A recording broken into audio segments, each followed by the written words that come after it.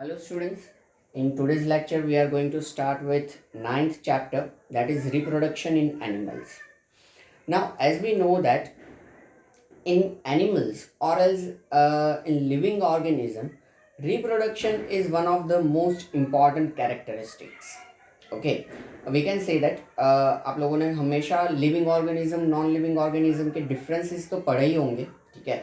लेकिन जब हम लिविंग ऑर्गेनिजम्स के डिफरेंस कैरेक्टरिस्टिक्स डिस्कस करते हैं उसमें हमने हमेशा देखा है कि एक पॉइंट आता था कि लिविंग ऑर्गेनिज्म कैन रिप्रोड्यूस, ठीक है, यानी कि वो अपने जैसा ही हम कह सकते हैं कि दूसरा जीव या दूसरा लिविंग ऑर्गेनिज्म क्या कर सकते हैं, रिप्रोड्यूस कर सकते हैं, उनको जन्म दे सकते हैं, ठीक है। So that is the we can say that one of the most important characteristic of living organism, ठीक है। And like that they can maintain their heredity, okay, वो उसको मेंटेन भी कर सकते हैं। And it is one of the most important part of the we can say that ecosystem also, कि हर एक लिविंग ऑर्गेनिज्म, हर एक स्पीसीज जो हमारे सराउंडिंग में है वो अपने जैसा ही एक हम कह सकते हैं कि ऑर्गेनिज्म क्या कर सकता है, रिप्रोड्यूस कर सकता है, ठीक है। सो इस रिप्रोडक्शन के बारे में हम इस चैप्टर के अंदर पढ़ने वाले हैं कि हाउ एग्जैक्टली एनिमल्स के अंदर रिप्रोडक्शन होता है। खास करके हम ह्यूमन बींग्स में भी इस पर फोकस करेंगे कि ह्यूमन बींग में कैसे रिप्रोडक्शन होता है, ठीक है। ह्यूमन बींग खुद अपने जैसा ही हम कह सकते हैं कि स्पीसीज या ह्यूमन किस तरीके से रिप्रोड्यूस कर सकता है। तो ये सारी चीज़ें हमें चैप्टर के अंदर पढ़नी है खास करके, ठीक है। Male reproductive system, female reproductive system, how the fertilization occurs, okay, and everything, okay, ये सारी चीज़ें हम पढ़ेंगे। अब यहाँ पे हम दो चीज़ें डिस्कस करने वाले। पहले तो type of we can say that reproduction, उससे पहले रिप्रोडक्शन समझ ले। The production of new organism from existing organisms of the same species is known as reproduction, okay, production of new organisms, नए ऑर्गेनिज्म, ठीक है, फ्रॉम द एग्जिस्टिंग ऑर्गेनिजम्स, यानी कि यहाँ पे हम कंसिडर कर सकते हैं पेरेंट ऑर्गेनिजम्स जो कि क्या करेंगे, रिप्रोडक्शन करेंगे, ठीक है। यानी कि जो रिप्रोडक्शन करके बनेगा that will be the new organism of the same species, यानी कि अपने जैसा ही स्पीसीज। सीधी सी बात है कि ह्यूमन बीइंग का जो भी हम कह सकते हैं कि बच्चा होगा या हम कह सकते हैं कि न्यू स्पीसीज या न्यू ऑर्गेनिज्म होगा वो ह्यूमन बीइंग ही होगा। अगर डॉग होगा तो डॉग का जो भी न्यू बॉर्न बेबी होगा that will B dog only, like same way. तो सेम स्पीसीज अपने जैसा ही वो स्पीसीज क्या करेंगे, रिप्रोड्यूस करेंगे, and that process is known as reproduction. उस प्रोसेस को क्या कहा जाता है, रिप्रोडक्शन कहा जाता है, okay. So in casual language we can say that कि एनिमल्स जो अपने जैसा ही स्पीसीज रिप्रोड्यूस कर सकते हैं उस प्रोसेस को क्या कहा जाएगा, रिप्रोडक्शन कहा जाएगा, ठीक है। तो ये है रिप्रोडक्शन। रिप्रोडक्शन एक्चुअली दो टाइप का होता है, asexual reproduction and sexual reproduction. दोनों में फर्क क्या है वो हम समझ ले शॉर्ट में। एसेक्सुअल रिप्रोडक्शन में क्या होगा कि सिंगल पेरेंट इन्वॉल्व होगा, एक ही पेरेंट होगा और उसी से रिप्रोडक्शन हो जाएगा। सेक्सुअल रिप्रोडक्शन में हमेशा दो पेरेंट की जरूरत पड़ेगी, मेल एंड फीमेल, और मेल और फीमेल दोनों क्या कर सकते हैं, रिप्रोड्यूस कर सकते हैं। ये डिफरेंस है। एसेक्सुअल में only single parent will be there, sexual reproduction में दो male and female we can say that both parent will be there, okay, और उन दोनों के गैमेट्स का फ्यूजन होगा, फर्टिलाइजेशन होगा एंड बेबी डेवलप होगा, ठीक है। That is the sexual reproduction. यहाँ पे हम पहले एसेक्सुअल रिप्रोडक्शन जो है उसको डीपली आगे कंक्लूड करते हैं और उसके बाद में हम सेक्सुअल के ऊपर स्विच हो जाएंगे, ठीक है। तो एसेक्सुअल रिप्रोडक्शन जो है उसमें अगेन फर्दर दो टाइप्स देखने को मिलते हैं, मेन मेजर टाइप्स हैं, ठीक है। This are the we can say binary fission and budding, okay. ये दो टाइप्स है जो कि एसेक्सुअल रिप्रोडक्शन के मेन दो टाइप्स है। बाइनरी फ्यूजन, बाइनरी वर्ड का आपको मीनिंग पता है, we can say that, okay, binomial दो टर्म्स होते हैं, ठीक है। तो आपको पता है बाइसेक्टर दो इक्वल पार्ट्स होते हैं, तो ये आपको मालूम है। यहाँ से binary fusion in the sense कि जो कोई एक यूनिसेल्युलर ऑर्गेनिज्म है उसका फ्यूजन यानी कि डिवाइड होना, दो पार्ट में वो डिवाइड हो जाएगा and that will be considered as a binary fission. यहाँ पे बाइनरी फिजन जो है वो यूनिसेल्युलर ऑर्गेनिज्म अमीबा में खास करके देखने को मिलता है। Same type of reproduction paramecium में भी देखने को मिलता है, हम यहाँ पे अमीबा से समझते हैं। तो यहाँ पे अलग अलग स्टेजेस दिए हुए हैं जिस तरीके से बाइनरी फिजन अमीबा में देखने को मिलता है। तो जब भी unicellular organism amoeba fully grow हो जाता है, ठीक है, उसका प्रॉपर ग्रोथ हो जाता है, देखो फुल्ली ग्रोन अमीबा लिखा हुआ है, ठीक है, फुल्ली वो ग्रो हो जाता है, ठीक है, बाद में ग्रेजुअली क्या होता है कि उसका न्यूक्लियस जो है, ठीक है, वो दो पार्ट में डिवाइड होना शुरू करता है। ठीक है, यहाँ पे है हमारे पास फुल्ली ग्रोन अमीबा, ये उसका न्यूक्लियस है और सराउंडिंग ये जो रेड डॉट्स है वो साइटोप्लाज्म रिप्रेजेंट कर रहा है। ये यूनिसेल्युलर ऑर्गेनिज्म है, मतलब इसका एक ही सेल, पूरे बॉडी में एक ही सेल होता है और वही एक सेल उसके सारे फंक्शंस करता है, यानी कि food consumption, food digestion, excretion, respiration, everything. ठीक है, पूरे बॉडी को एनर्जी प्रोवाइड करना, मूवमेंट करना, सारी चीज़ें ये एक ही सेल करेगा। ठीक है, तो वो ये यूनिसेल्युलर ऑर्गेनिज्म है, ये उसका साइटोप्लाज्म और ये उसका न्यूक्लियस है। अब जब ये अमीबा फुली ग्रो हो जाएगा, कंप्लीटली ग्रो हो जाएगा, तब जब उसका हम कह सकते हैं कि रिप्रोडक्शन का टाइम आएगा, ठीक है, नेचुरली, तब क्या होगा कि उसका न्यूक्लियस जो है वो दो पार्ट में होने की प्रिपरेशन करेगा, यानी कि वो न्यूक्लियस इस तरीके से उसका लेंथ बढ़ाएगा। ठीक है, nucleus lengthening in the sense कि वो थोड़ा सा अपना लेंथ बढ़ाएगा। लेंथ बढ़ाने के बाद ग्रेजुअली जो इसका हम कह सकते हैं कि सराउंडिंग हम न्यूक्लियो मेम्ब्रेन है, वो ग्रेजुअली हम कह सकते हैं कि क्या होता जाएगा, दो पार्ट में डिवाइड होता जाएगा। ठीक है, बीच में से ऐसे दो पार्ट में डिवाइड हो जाएगा, न्यूक्लियस दो हो जाएंगे। ठीक है, nucleus divides into two parts और धीरे धीरे उसी टाइम पे पैरेलली क्या होता जाएगा, साइटोप्लाज्म भी डिवाइड होता जाएगा। तो सराउंडिंग जो उसके बॉर्डर्स है वो उसको ये दो पार्ट में डिवाइड करने में क्या करेंगे, हेल्प करेंगे। तो देखो यहाँ पे साइटोप्लाज्म डिवाइड्स ग्रेजुअली और यहाँ से फिर वो क्या हो जाएगा, दो पार्ट में डिवाइड हो जाएगा और दो डॉटर अमीबा हमें मिल जाएंगे। ठीक है, टू स्मॉलर अमीबा प्रोड्यूस्ड। तो यहाँ पे टू डॉटर अमीबाज आर देयर। तो इस तरीके से ये जो सिंगल अमीबा था वो ग्रेजुअली पहले न्यूक्लियस डिवाइड होगा और बाद में साइटोप्लाज्म डिवाइड होके टू डॉटर अमीबा में क्या हो जाएगा, डिवाइड हो जाएगा। तो यहाँ पे आप देख सकते हो कि एक अकेला अमीबा था, ठीक है, और उसमें से दो डॉटर अमीबा बन गए। ये अगेन दोनों ग्रो करेंगे अच्छे से, जब ये इनका सफिशिएंट ग्रो हो जाएगा तो वो और दो में क्या हो जाएंगे, डिवाइड हो जाएंगे। तो मतलब कि यहाँ पे सिंगल पेरेंट से क्या हो रहा है, रिप्रोडक्शन हो रहा है। ठीक है, दो पेरेंट नहीं है, that's why this will be considered as a asexual reproduction. Okay, कि जहाँ पे सिंगल पेरेंट से क्या होता है, रिप्रोडक्शन होता है। सेम कुछ इसी तरीके का दूसरा प्रोसेस है, दैट इज बर्डिंग। ओके, ये बर्डिंग जो है वो हाइड्रा में देखने को मिलता है। ये इस तरीके का हाइड्रा जो है वो एक हमारे पास यहाँ पे हम कह सकते हैं कि हमने ड्रॉ किया हुआ है। ये हाइड्रा का बॉडी है और ये ऊपर जो होते हैं that are known as tentacles. Okay, इनको टेंटिकल्स कहा जाता है। टेंटिकल्स का फंक्शन यही होता है कि वो क्या करता है कि अपना शिकार कैच करते हैं, कैच करके हम कह सकते हैं कि उसको कंज्यूम करने में या तो फिर उसको माउथ तक ले जाने में हाइड्रा की हेल्प करते हैं। ठीक है, सो ज़्यादा वो डीप में जाना नहीं है, हमें रिप्रोडक्शन समझना है। तो हाइड्रा में किस तरीके से रिप्रोडक्शन होता है, उसके बॉडी में लोअर पार्ट में क्या होता है, इस तरीके से बर्ड डेवलप होना शुरू हो जाता है, इस तरीके से। ये फिर ग्रेजुअली डेवलप होता है इस तरीके से, देखो डेवलपिंग बर्ड लिखा हुआ है, इस तरीके से बर्ड डेवलप होगा। ठीक है, वो ऑफकोर्स न्यूट्रिशन गेन करेगा हाइड्रा के बॉडी में से।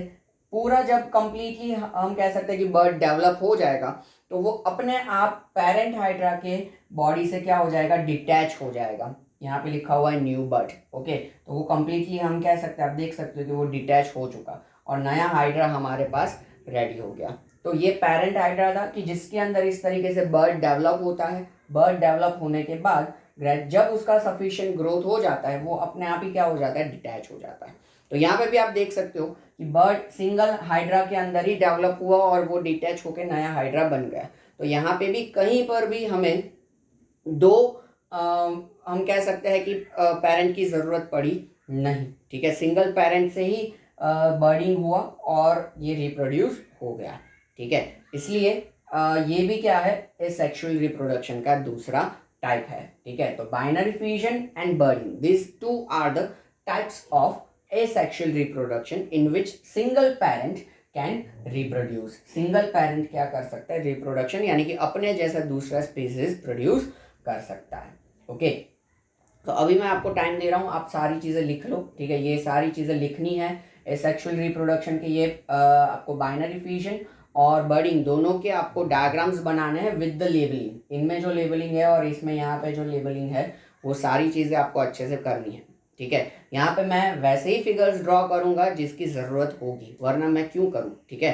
तो और मेरी ड्राइंग वैसे भी इतनी अच्छी नहीं है, सो बेटर है कि भाई ये जो ड्रॉ कर रहा हूँ वो आप अपनी नोटबुक में भी ड्रॉ कीजिए, ठीक है। और प्लस वो ड्रॉ करने की आपको प्रैक्टिस भी करनी होगी साथ में, ठीक है। तो अभी आप लेक्चर पॉज करके ये सारी चीज़ें इत्मीनान से अच्छे से ड्रॉ कर लीजिए और फिर आगे बढ़िए, ठीक है।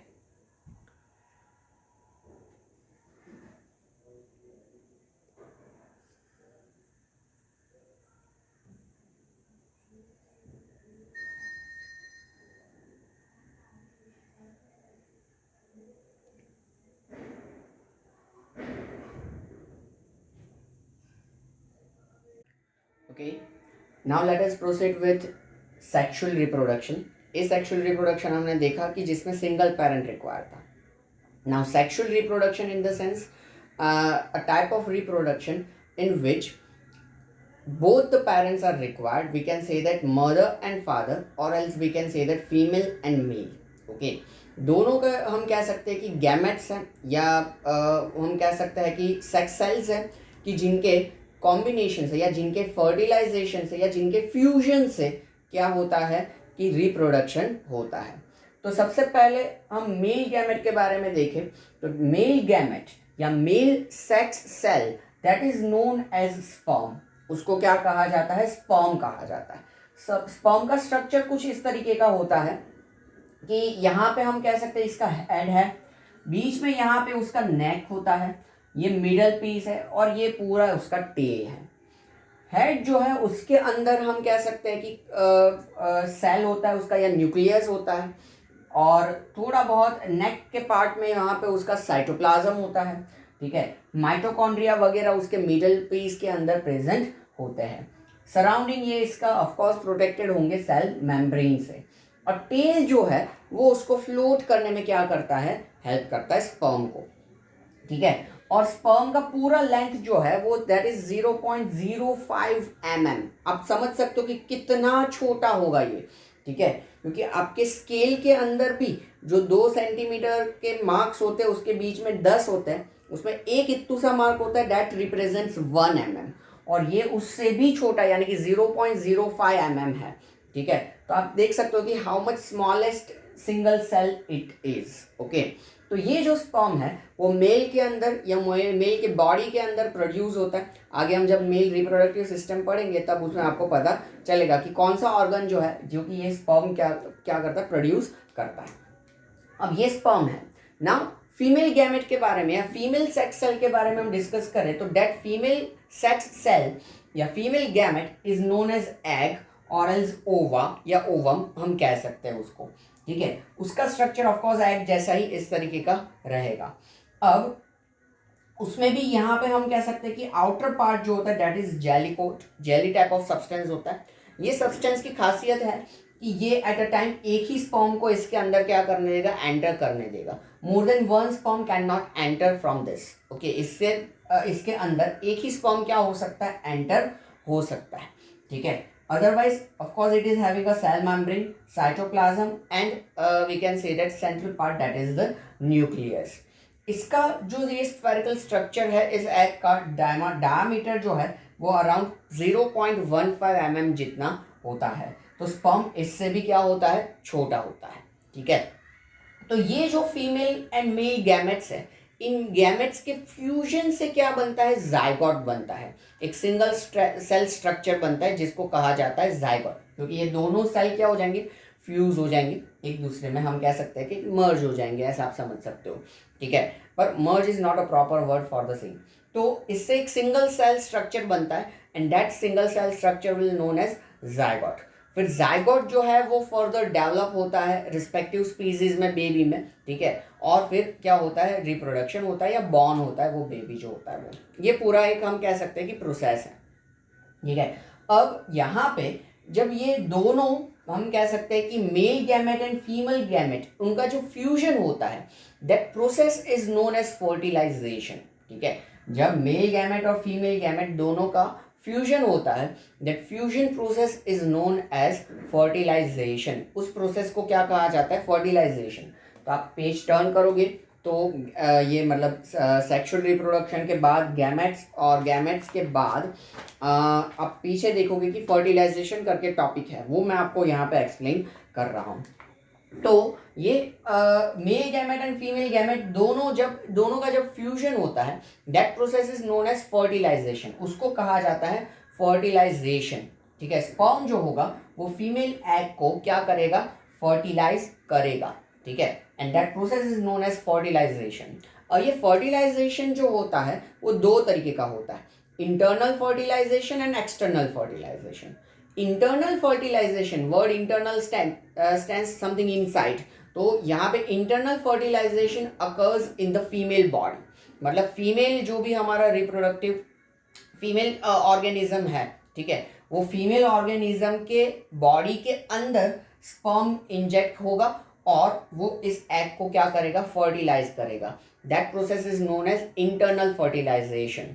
ठीक है, यहाँ पे ऑफकोर्स बेबी भी क्या होगा? फीमेल बॉडी के अंदर ही डेवलप होगा और जब उसका कंप्लीट सफिशिएंट ग्रोथ हो जाएगा तो बेबी बॉर्न होगा। ठीक है, so that process is known as internal fertilization, कि जिसमें फीमेल बॉडी के अंदर क्या होता है? स्पर्म एग को फर्टिलाइज करता है या स्पर्म और एग का फ्यूजन होता है, that is known as internal fertilization. Almost हम कह सकते हैं कि 90% ऑर्गेनिजम्स के फर्टिलाइजेशन जो होते हैं वो इंटरनल फर्टिलाइजेशन ही होते हैं। Humans, dog, cat, cow, buffalo, we can say horse, इन सब के, बर्ड्स के भी, इन सभी के फर्टिलाइजेशन जो होंगे, रेप्टाइल्स, सबके फर्टिलाइजेशन फीमेल बॉडी के अंदर होते हैं। ठीक है, तो ये हुआ internal fertilization. Second type of fertilization that is external fertilization. External word stands for, we can say that something outside. ठीक है, बाहर। तो एक्सटर्नल फर्टिलाइजेशन यानी कि हम कह सकते हैं कि बॉडी के बाहर फर्टिलाइजेशन होना। अब ये टाइप ऑफ फर्टिलाइजेशन जो है वो जनरली फ्रॉग और फिश इन सब में देखने को मिलता है। ठीक है, तो फ्रॉग, फिश ये सब क्या करते हैं जनरली कि वाटर बॉडीज में अपने फीमेल फ्रॉग्स जो होंगे वो एग रिलीज करेंगे। एग रिलीज करेंगे, वहाँ पे मेल स्पर्म्स जो होंगे वो अट्रैक्ट होंगे और वो क्या करेंगे? उसी वाटर बॉडी में, ठीक है, वह क्या करेंगे? अपने स्पर्म रिलीज करेंगे। Water body in the sense यहाँ पे आप कंसीडर कर सकते हो लेक है, पॉन्ड है, जहाँ पे थोड़ा बहुत स्टैग्नेंट वाटर हो। रिवर हम कंसीडर नहीं कर सकते क्योंकि रिवर में बहता पानी होता है, तो उसमें जैसे ही एग हम कह सकते हैं कि रिलीज करेगी फीमेल तो एग बह जाएंगे। ठीक है, इसलिए थोड़े चांसेस रिवर्स वगैरह में कम है, लेकिन लेक है, पॉन्ड है, ठीक है, तो ये सब जो स्टैग्नेंट वाटर जहाँ पे मिलता है वहाँ पे क्या होगा कि ये फीमेल फ्रॉग जो होगा तो वो क्या करेगा? अपने एग्स रिलीज करेगा और उसके साथ में वहाँ पे मेल फ्रॉग जो होगा वो अट्रैक्ट होता हुआ आएगा और वो अपने स्पर्म्स क्या करेगा? वहीं पे रिलीज करेगा। अब वही पानी में यानी कि वाटर बॉडी में ही क्या होगा? फीमेल एग और मेल स्पर्म का फ्यूजन होगा और वहीं पे क्या होगा? हम कह सकते हैं कि बाद में उसी एग के अंदर बेबी जो होगा वो डेवलप होगा। तो यहाँ पे कहीं पे भी हम कह सकते हैं कि इंटरनल या किसी भी ऑर्गेनिज्म के बॉडी के अंदर फर्टिलाइजेशन नहीं हुआ, बॉडी के बाहर फर्टिलाइजेशन हुआ। ठीक है, इस वजह से इसको कहा जाता है एक्सटर्नल फर्टिलाइजेशन। ठीक है, this is known as external fertilization, कि जिसमें दोनों पेरेंट यानी कि मेल एंड फीमेल दोनों पेरेंट की बॉडी के बाहर क्या होता है? फर्टिलाइजेशन होता है। ठीक है, फिर ऑफकोर्स वो एग जो होगा वो वहीं पे डेवलप होगा वाटर बॉडी के अंदर। उसके अंदर जब भी हम कह सकते हैं कि लार्वा डेवलप होगा, लार्वा डेवलप हो गए एग शेल को ब्रेक करके वहाँ से बाहर निकलेगा। ठीक है, और वो ग्रो करेगा। उनमें इस तरीके का हम कह सकते हैं कि रिप्रोडक्शन होता है। अब यहाँ पे हम कह सकते हैं कि 100 number of, we can say that, eggs जो है वो फीमेल को रिलीज करने पड़ेंगे। ठीक है, द रीज़न इज डैट कि ये एक्सटर्नल फर्टिलाइजेशन है, बॉडी के बाहर है, तो चांसेस बहुत ही कम है कि फर्टिलाइज हो। ठीक है, क्योंकि जैसे ही फीमेल फ्रॉग काफ़ी सारे एग्स रिलीज करेगा तो सराउंडिंग काफ़ी सारे छोटे छोटे ऑर्गेनिजम्स है जो कि वाटर बॉडी के अंदर प्रेजेंट होंगे, वो उन एग को कंज्यूम कर लेंगे एज अ फूड, फिश वगैरह जो भी है। ठीक है, इसलिए काफ़ी कम एग जो होंगे वो फर्टिलाइज हो पाएंगे। साथ ही साथ में पानी बहता रहेगा, ठीक है, कहीं ना कहीं, तो काफ़ी सारे एग्स उसके साथ में बह जाएंगे, टूट जाएंगे, वैसा सब कुछ भी होता रहता है। फर्टिलाइजेशन होता है तो फर्टिलाइजेशन होने के बाद भी कोई ना कोई एग उसका कंज्यूम कर सकता है, या फिर हम कह सकते हैं कि फर्टिलाइजेशन के बाद एग भी डेवलप होने के बाद जब उसमें से टेडपोल निकलता है या लार्वा निकलता है बाहर, तो वो लार्वा भी कोई ना कोई खा सकता है, ठीक है, या कंज्यूम कर सकता है। तो इस वजह से इसमें हम कह सकते हैं कि काफ़ी सारे लॉसेस के चांसेस है। इसीलिए फीमेल फ्रॉग क्या करता है, काफ़ी नंबर ऑफ एग्स रिलीज करता है। ऑफकोर्स मेल भी नंबर ऑफ स्पर्म्स रिलीज करेगा, जहाँ जहाँ पे जिन जिन में फर्टिलाइजेशन होगा वो फर्दर डेवलप होगा। इसी वजह से हम ऑब्जर्व करते हैं कि मानसून में काफ़ी सारे फ्रॉग्स निकल आते हैं।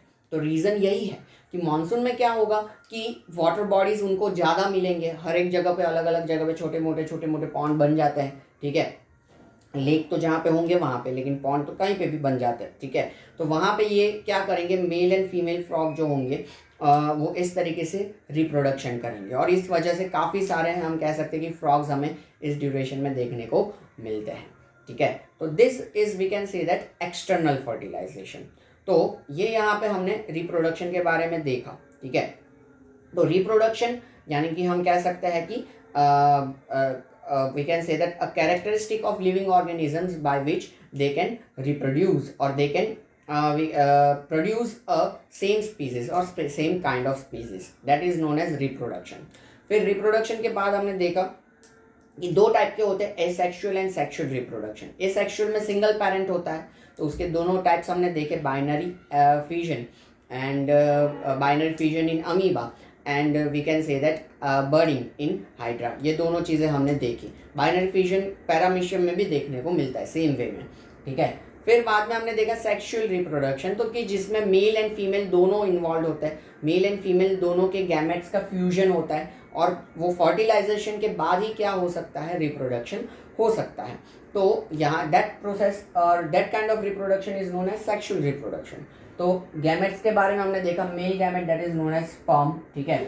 उसके बारे में हमने देखा कि हेड होता है, न्यूक्लियस होता है, सारी चीज़ें, ठीक है, मिडल पीस, टेल वगैरह, और लेंथ उसका बहुत ही छोटा, बहुत ही स्मॉल सेल है वो, ठीक है। फिर हमने फीमेल गैमेट यानी कि एग या ओवा के बारे में पढ़ा, कि जिसमें इस तरीके से न्यूक्लियस होता है, साइटोप्लाज्म होता है, we can say that cell membrane होता है, और सराउंडिंग में जेलीकोट भी होता है। ये जेलीकोट का फंक्शन बहुत ही इंपॉर्टेंट है कि वो एट अ टाइम एक ही स्पर्म को क्या करने देगा, अंदर एंटर करने देगा, ठीक है। और इस पर्टिकुलर स्ट्रक्चर का ऑलमोस्ट डायमीटर जो होता है वो 0.15 mm जितना होता है, ठीक है।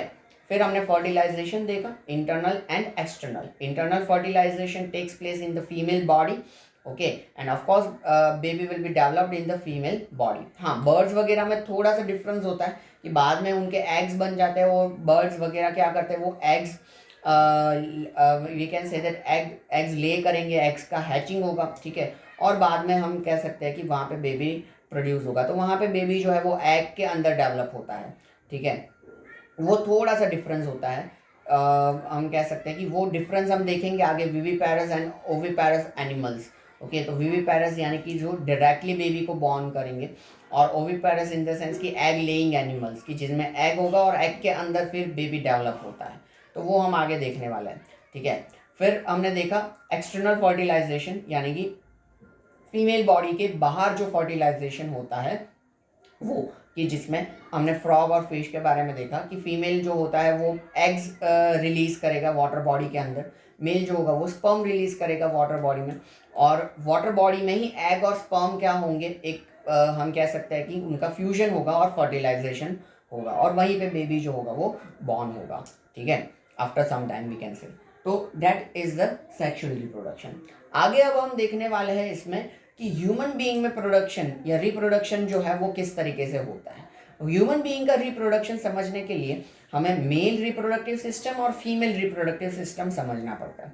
तो हम नेक्स्ट लेक्चर में मेल और फीमेल रिप्रोडक्टिव सिस्टम समझेंगे, और उसी के साथ साथ में ह्यूमन बीइंग में किस तरीके से रिप्रोडक्शन होता है वो प्रोसेस हम समझेंगे।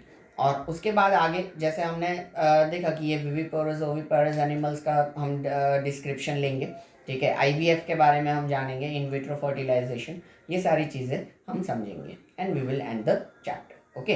तो अभी आप लोग लेक्चर पॉज करके ये दोनों चीज़ों के बारे में आप जो भी लिखना चाहो वो लिख सकते हो, और खास करके फिगर बना लो दोनों के, ठीक है, मेल एंड फीमेल गैमेट्स के.